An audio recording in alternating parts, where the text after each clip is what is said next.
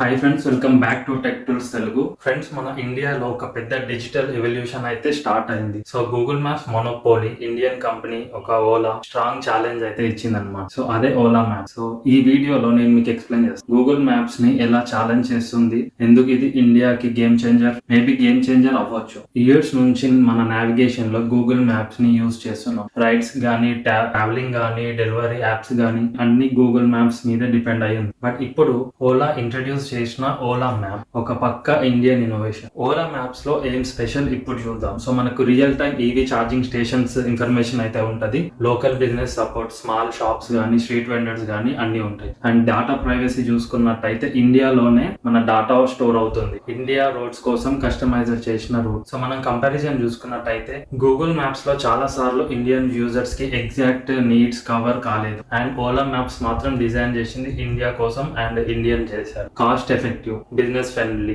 EV future ready.